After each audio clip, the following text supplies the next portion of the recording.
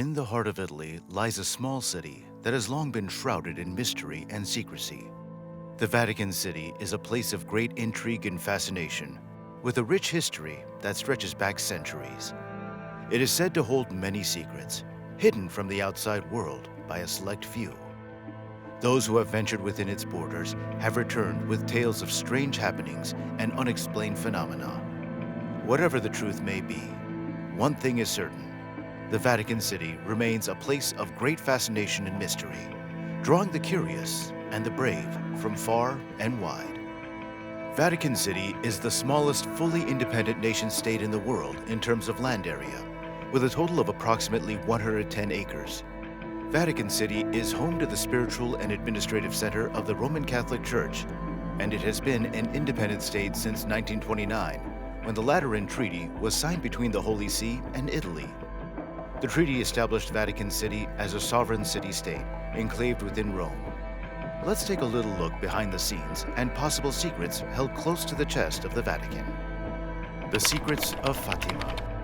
The Fatima Secrets are a set of predictions that are believed to have been revealed to three Portuguese child shepherds, Lucia Santos and her cousins, Francisco and Jacinta Marto, by the Mother Mary in 1917. These events reportedly occurred in Fatima, Portugal, and involved the Holy Mother appearing to the children on 6 different occasions.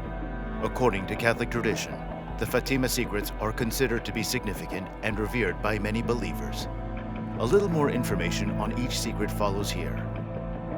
A vision of hell.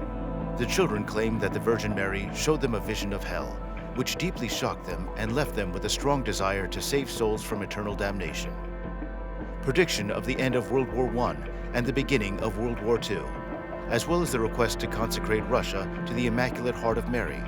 The Virgin Mary is believed to have predicted the end of World War I and the beginning of World War II, and also requested that Russia be consecrated to the Immaculate Heart of Mary to prevent further suffering and war.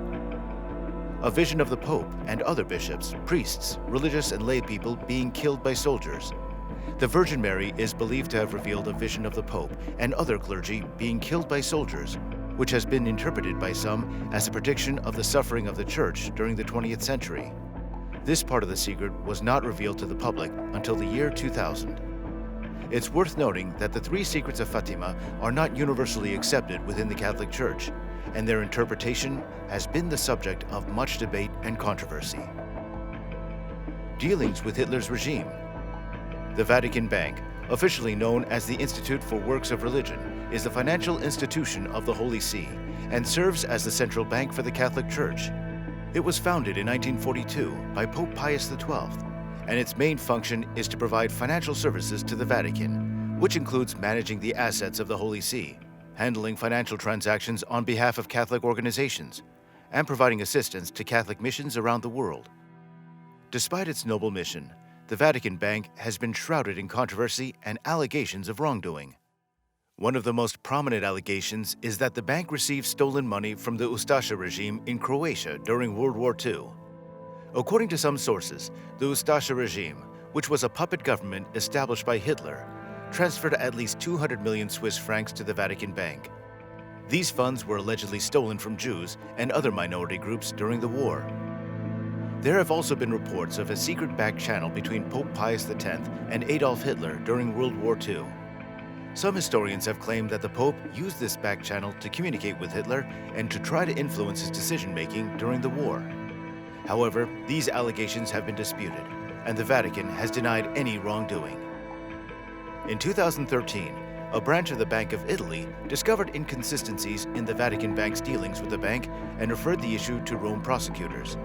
The nature of these inconsistencies is not clear, but it has led to further scrutiny of the Vatican Bank's operations and financial practices. Gerald Posner is a historian and journalist who has written about the relationship between the Vatican and the Nazi Party during World War II, with his most famous work being God's Bankers, A History of Money and Power at the Vatican. In his research, Posner claims that the Vatican received a significant amount of money from the Führer each year in the form of a tax called a Kirchensteuer, or church tax. Posner alleges that many of these transactions were routed through the Ministry of Foreign Affairs to prevent them from being traced by other Western banks. According to Posner, This enabled the Institute of Religious Affairs to become the largest offshore bank in the world, allowing the Catholic Church to benefit from and accumulate billions of dollars without fully disclosing the scale of these transactions to the public. Overall, the Vatican Bank has faced several allegations of wrongdoing over the years, and while some of these allegations have been disputed, the bank has faced ongoing scrutiny from authorities and the media. Exorcisms. Father Gabriel Amorth was a highly influential figure within the Roman Catholic Church, known for his work as the chief exorcist of the Vatican. According to various sources, Amorth is believed to have performed over 100,000 exorcisms throughout his lifetime, making him one of the most prolific exorcists in the Church's history. Amorth wrote 2 memoirs about his experiences as an exorcist, titled An Exorcist Tells a Story and An Exorcist More Stories, in which he detailed some of the cases he worked on and his beliefs about the nature of demonic possession. In addition to his work as an exorcist, Amorth was also known for his strong and controversial views on a range of topics. He was a vocal critic of the use of contraception and abortion, and he also expressed skepticism toward the validity of certain modern psychiatric treatments. Despite his somewhat divisive personality, Amorth remained a respected and influential figure within the Catholic Church until his death in 2016 at the age of 91. Actor Russell Crowe is set to portray Father Amorth in an upcoming movie titled The Pope's Exorcist, which is based on Amorth's experiences as the chief exorcist of the Vatican. The film will likely draw attention to the Church's practices and beliefs surrounding exorcism, and may provide insight into the controversial and mysterious world of demonic possession and exorcism. It's important to note that the Roman Catholic Church does recognize the existence of demonic possession and allows for the practice of exorcism as a means of addressing it. However, the Church also advises caution and emphasizes the importance of seeking proper medical and psychiatric evaluation for individuals who may be experiencing mental or physical health issues.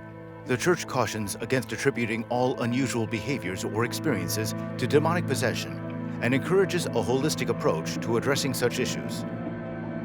The Apostolic Penitentiary. The Apostolic Penitentiary is a little-known but important institution within the Roman Catholic Church.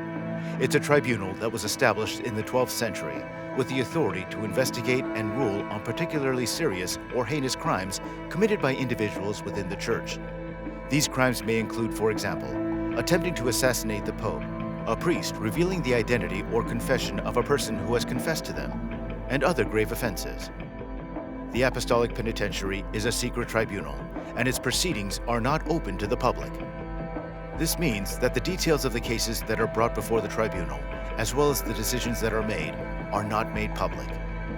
This secrecy is in part intended to protect the privacy of the individuals involved, but it also serves to maintain the integrity and confidentiality of the sacrament of confession, which is at the heart of the tribunal's work.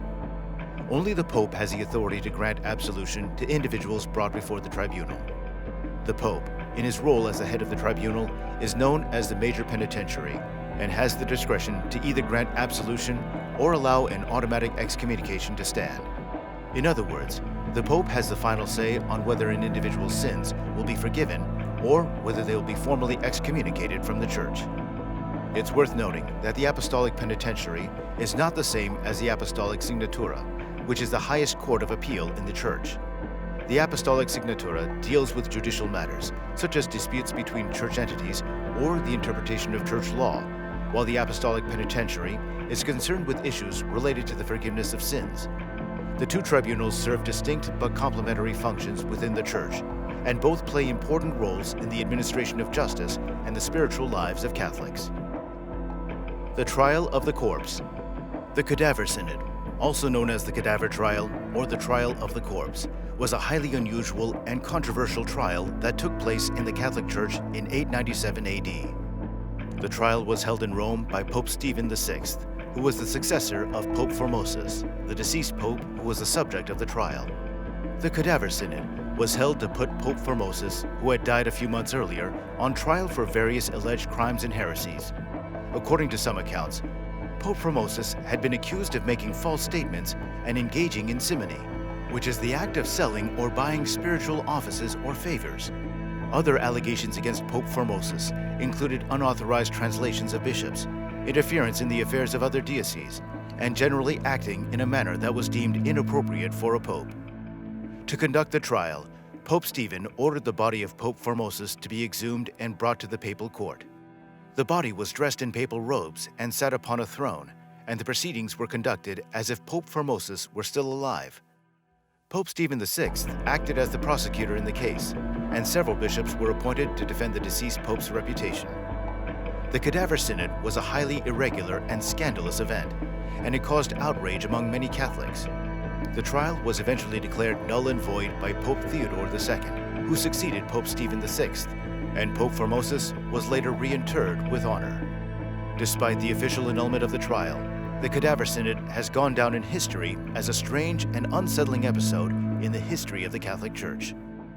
If you enjoyed this video and you want to stay up to date with all of our future content, be sure to subscribe to our channel and hit the notification bell so you don't miss out on any new content.